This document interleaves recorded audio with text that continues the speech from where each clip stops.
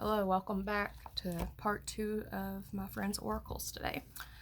We're reading from the Herbriary Oracle deck by Maya Toll, and we are reading about Dandelion. There's the Dandelion card. Let you see the bigger picture. So pretty. All right. It says, Dandelion is bold, bright, and sunny. She pushes through cracks in the cement and worms her way into the mortar of stone walls. Dandelion's medicine is perseverance, but not the perseverance of the martyr. Instead, Dandelion is the eternal optimist, like the fool in the tarot deck. She's always happy to set off on a new adventure in hope of learning more and digging deeper. She's not an airy optimist, though with no grounding in reality. Her roots are strong. She's the shaman and the Buddha. And her message is this: happiness is an inner landscape that has little to do with where you are planted. When you're ready to make your own joy, whatever life throws at you, call on Dandelion. The ritual for Dandelion. Visit with Dandelion. More plants need very specific climates to thrive, but Dandelion adapts to a wide range of environments, which means that no matter where you are and no matter which season you're in, you're likely to find Dandelion hanging about. If you're feeling the pull of dandelion medicine, head out for a walk and see if you can spot this golden weed in the wild. Urban or rural, it doesn't matter. Don't feel like walking, call on Dandelion's cheerful perseverance to get yourself moving. On your walk, see if you can find Dandelion's sunny face. If you won't, smile back at her. You might find yourself suddenly a tiny bit happier. Notice where she's growing and what she has to overcome to thrive there. Is she standing tall or hugging the ground? Is she in the sun or in the shade? Does she grow through soil or rock or concrete? What can you learn from your observations? Finally, notice whether you come home from your visit with Dandelion feeling a bit more able to handle the ups and downs of modern life. Reflection. Learning to adapt.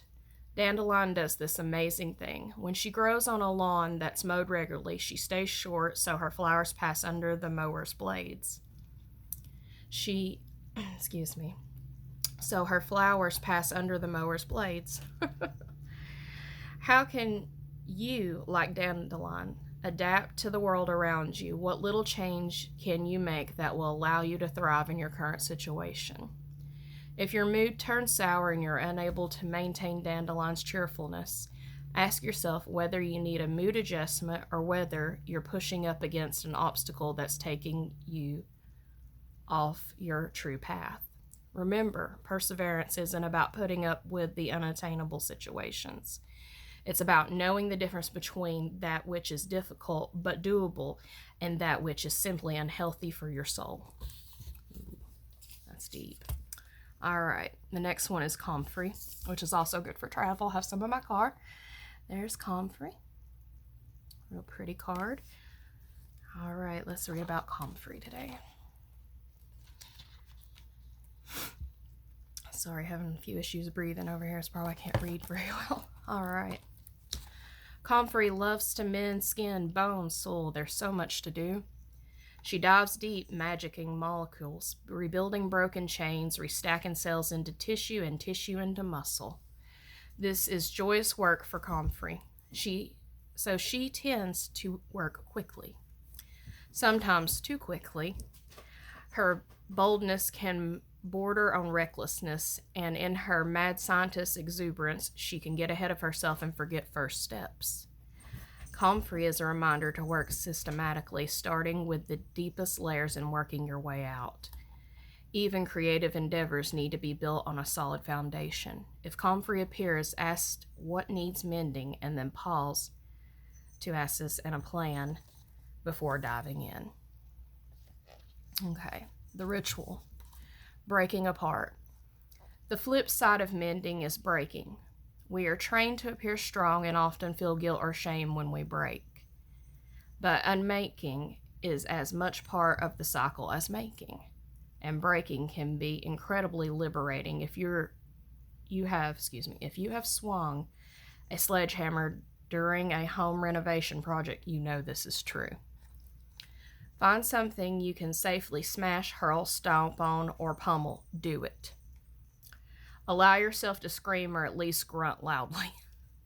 Nothing like that in your house. Beat up your bed with a pillow.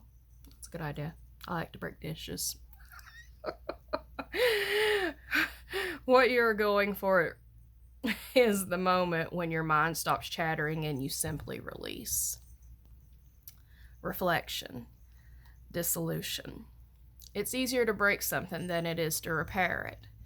And yet there's a rare release in breaking and dissolution that we seldom let ourselves feel.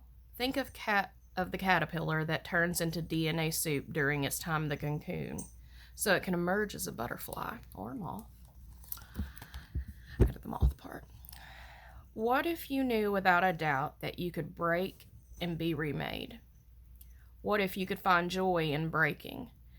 What possibilities might this open up in you? And the quote. When real metamorphosis has begun, we run into a welter of dissolving experiences. We may feel that everything is falling apart and then we're losing everyone and everything. Dissolving feels like death because it is. It's the demise of the person you have been. Martha Beck. Alright guys, hopefully you'll be seeing more of me. I'm still struggling with some issues, but I pop on from time to time when I'm available or I feel the need to share. So I hope you guys are doing wonderful this weekend. I love you and I will see you soon, okay?